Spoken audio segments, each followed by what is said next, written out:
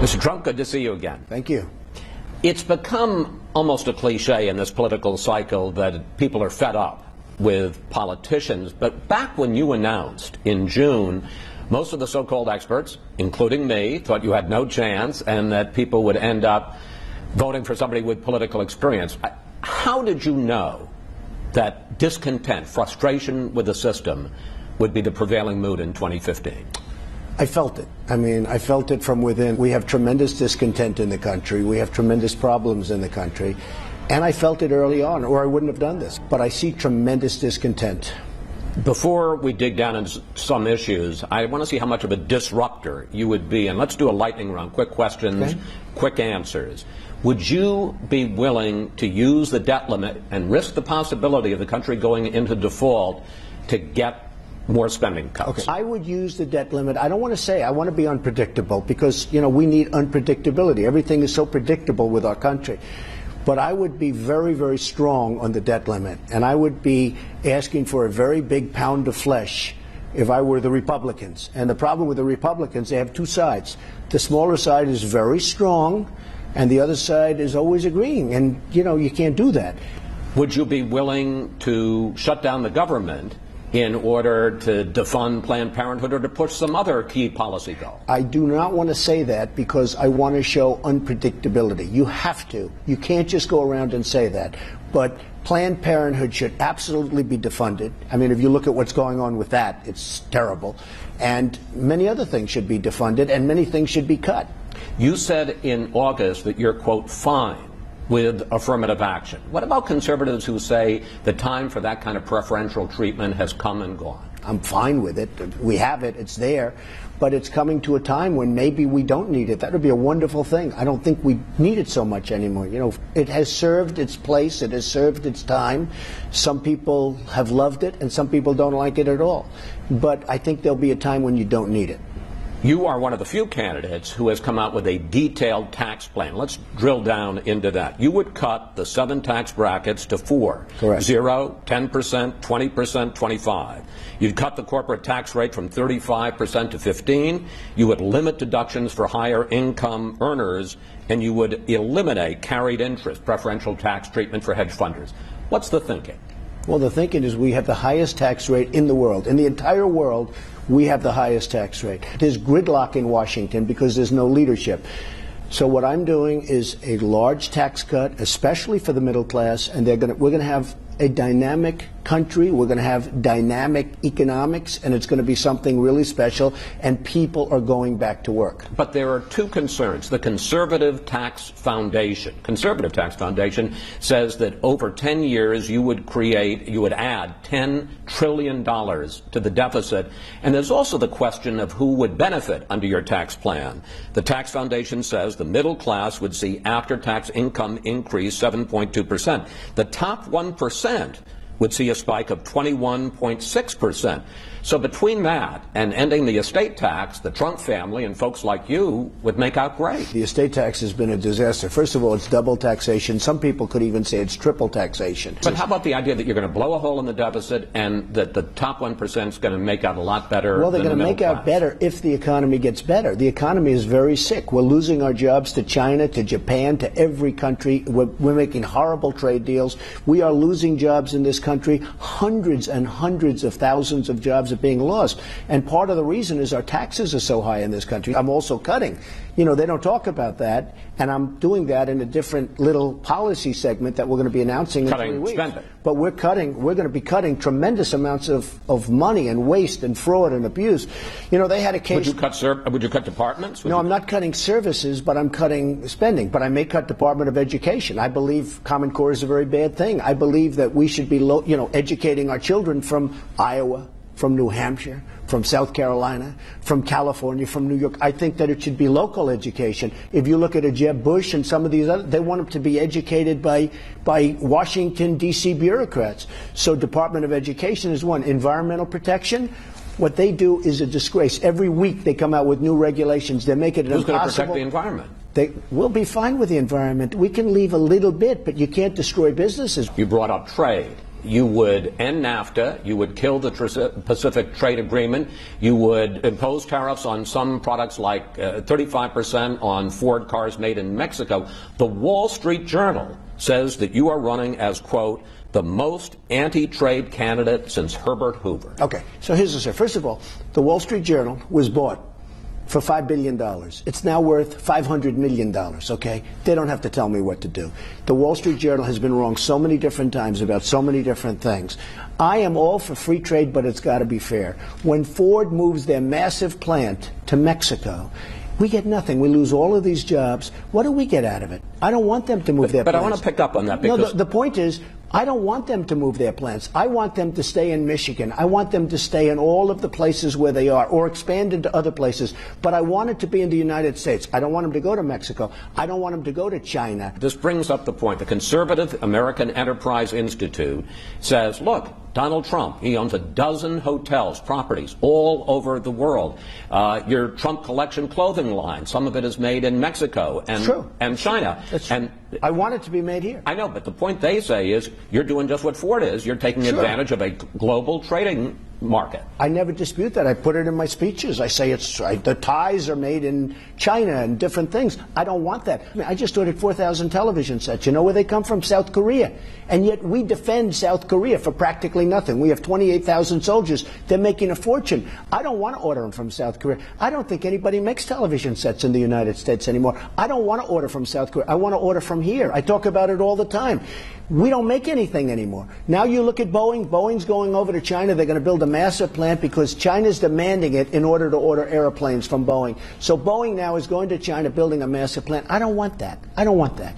You say that eminent domain is wonderful. And you talk... I don't say wonderful. I say eminent domain is something you need, Chris. Eminent domain, if I build a highway... Chris, and I know exactly what you're saying, but if I build a highway, and if something's in the way of the highway, you're going to have to do something with that. I understand that, and that's the idea of using, taking private property for a public use. And by the way, the people get paid for it. And everyone thinks they don't get paid. They get paid a lot of money. But in the Kelo case, the big Supreme Court case in 2005, they took somebody's home, and they sold it and bought it, and then they sold it to private entrepreneurs, private developers, and that's the question. That's different. But that's the question I'm going to ask you. That's different. Do you support taking private property for private use? If somebody has a property in the middle of a 7,000 job factory, as an example, that's going to move into the town, but they need this one corner of his property, and it's going to provide 7,000 jobs in a community that's dying, of which we have many in this country, okay? I am for that. That's a big economic development. But remember this, all of these people that we're talking about, they're friends of mine. They all love the Keystone Pipeline, right? The Keystone Pipeline is all eminent domain. They're building that pipeline. Without eminent domain, you wouldn't be able to build. But let me ask you, because you were involved in a case like this, as you know, in the 90s. That was an economic development. In Atlantic City. Sure. You had your hotel, right, and you wanted to build a parking lot, right, and some woman had her house. She saved me a fortune. I guess the question is, why do you need to take her house for a parking lot? I'll tell you why. Because I have a hotel, and in order to expand the hotel and add 2,000 rooms, I would have had to take her thing. Now, the 2,000 rooms would have provided about 2,500 jobs. Ultimately, I offered a lot of money. She didn't take it. I didn't build the job. I didn't do it. Saved me a lot of money because Atlantic City, I had the good sense to leave 7 years ago. I got very lucky. Yeah, I think that would have been a good eminent domain because you would have provided thousands of jobs. And this is a woman that couldn't have cared less about her house. All she wanted was money. Something you said on Friday has stirred up some controversy about George W. Bush and the Twin Towers. Jeb Bush responded to your comments with a tweet. He said, how pathetic. Question, do you blame George W. Bush for 9/11? Look, Jeb said we were safe with my brother. We were safe. Well, the World Trade Center just fell down. Now, am I trying to blame him? I'm not blaming anybody. But the World Trade Center came down. So when he said we were safe, that's not safe. We lost 3,000 people. It was one of the greatest, probably the greatest catastrophe ever in this country, if you think about it, right? What would you have done? Well, I would have been much different, I must tell you. Somebody said, well, it wouldn't have been any different. Well, it would have been. I am extremely, extremely tough on illegal immigration. I'm extremely tough on people coming into this country. I believe that if I were running things, I doubt those families would have, I doubt that those people would have been in the country. So there's a good chance that those people would not have been in our country. With that being said, I'm not blaming George Bush, but I don't want Jeb Bush to say, my brother kept us safe, because September 11th was one of the worst days in the history of this country. There's much more to come of our interview with Doug. Let's look at the polls. According to the latest Real Clear Politics average, you are leading everywhere. You're leading nationally. You're leading in all the early states. Nationally, you're at 23.8%, leading, down 7 points in the last month. In Iowa, 22.3%, down 6 points. New Hampshire, 26.3%, down 6 points. Let me make it clear, because I know this is important to you. You are still leading. Why do you think your numbers have gone down? I don't think they've gone down. I think they've gone up. We just had a Reuters poll come out. I'm at 33. We just had, as you know, Nevada come out. I'm 20 points ahead of second place. We had one come out in South Carolina where I'm 18 or 20 points ahead. The polls have been now better than they've ever been. And what you're doing is a little bit obsolete information. But that's okay. Look, I'm leading in everything. Late this week, you forced, I think it's fair to say, you and Ben Carson forced CNBC to change the ground rules for their debate. And Carly Fiorina went after you and Carson. She said, first of all, what are they scared about standing up for 3 hours? And then she said this. They also apparently asked for prepared statements. You know, prepared statements are what politicians do. So honestly, here are two outsiders, supposedly, Donald Trump and Ben Carson. They sound a lot like politicians tonight to me. Look, first of all, she's going nowhere. You talk about dropping in the polls. She's dropped like a rock. I could stand there for 12 hours. I could stand there for 20 hours. But the people can't take it. Who wants to watch a debate for 3 hours? I couldn't watch Hillary for an hour and a half. And when I heard it was a 3-hour debate that was only done to make more money for the company, for the network, I said I'm not going to participate, because I thought the CNN debate was ridiculous. It was too long, and people were turning off. Who's going to watch a debate that long? You know, it used to be 1 hour when it started. It used to also get no ratings, and both CNN and Fox broke the all-time record on cable television. So I wonder why. Do you have any idea why? I think maybe it was because of the moderators. I think so. I do. I think so. Which brings me to the question of temperament, which I think you would agree is important. I think it's very important. In a president. Right. First of all, what's the deal with the tweets? Why are you sitting there at night watching TV and tweeting out? Well, I think it's fine. It's a great way of getting my word out. I love Twitter and tweeting, and I have, between that and Facebook, I have like 10 million followers. It's a great way. You know, now if you do something bad to me, I can tweet about Chris, and the world will be seeing it. And you have. No, and you know what? Truthfully, it's an amazing way of getting the word out. But does Mrs. Trump ever say, Donald, turn off the TV, come to bed? Oh, I don't do that much, and usually it's not too late. No, I just think it's an amazing way. You know, we're in a modern age now. We have to get with it. It's Twitter and Facebook and all of this stuff is, to me, I mean, it's, for some reason, I'm probably not the youngest person using it, but for some reason it works very well. I'm, you know, setting records. In fact, for the debate, you know, I'm talking about the Democrat debate, and they use Democratic. It's really Democrat. You know that, okay? They called it wrong. It's really the Democrat. But the Democrat debate, I picked up more followers by many times than anybody else. And there were those that said I won the debate because I picked up all the followers. But no, I think it's a great modern way of getting the word out. During the campaign, you have called Marco Rubio a puppet, Jeb Bush low energy, Rand Paul a lightweight, and just this week you called Bernie Sanders a maniac. And a communist. And a communist. Do you think that's presidential? Is Yes. that the way you would act in the White House? I'm running against a lot of people, and they come out and attack me very viciously, very viciously. I mean, Perry, I thought he was a nice guy. He was always a friend of mine. He had won campaign contributions. He was always very nice. All of a sudden, boom, I hit him very hard. I hit Rand Paul very hard. Look what happened to him. I'm a counterpuncher. I don't have a choice. If you look at what they say about me, it's terrible. I mean, they say terrible things about me. Bobby Jindal, you talk about lightweights. This guy's a real lightweight. And he hit me. I don't even know this man. And he hit me because, and they're not hitting me on fact, they're hitting me in order to try and pick up something in their polls. The thing I'm most honored about is every single person that went after me, including Jeb Bush, who's down, boom. Every single person that went after me has gone way down. And I'm very honored by that. And that's what the country needs. The country needs a leader that when the country gets hit, we're going to come out on top, not keep going down, because we're going down. Our country is going down. Then I want to bring up the subject, hear me out, of you and me. Okay. During the debate, I asked you a question about bankruptcies. Right. And you, I thought, gave a fine answer. First of all, these lenders aren't babies. These are the best answers. Then, for about a week, you go after me. You say, blood's pouring out of my eyes. You compare me unfavorably to my father. And I agree. He's one of a kind. Here's the question. You're running for president. I mean, we talked to Chris Christie about Bridgegate. We talked to Carly Fiorina about destroying a company. She destroyed her company. Okay, I guess the question is... No, it's not personal.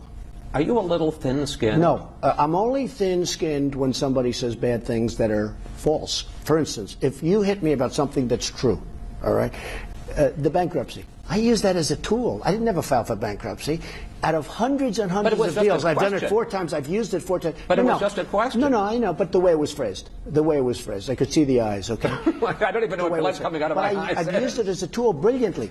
And it was phrased incorrectly, in my opinion, the question. And you wouldn't have asked these people about bankruptcy, but you asked me about it. And I've used it brilliantly. I asked Carly Fiorina about Hewlett-Packard. Well, that's easy. She destroyed the company. Okay, that one's an easy one. So I'm not thin-skinned when something's truthful. If I did something wrong, and you said I did something, I can handle that, and if the press is bad, it's when people hit me when I didn't do anything wrong. You know, it's like, then it's not a question of thin skin. I will fight back. You say my father covered you in a much fairer manner. So I decided to go back and look at your first profile on 60 Minutes. He talked a lot about your successes, but he also talked about the fact you were in a controversy then. The allegation was that you were trying to throw middle-class people out of a rent-controlled building so you could create condos for rich people. Here's a clip.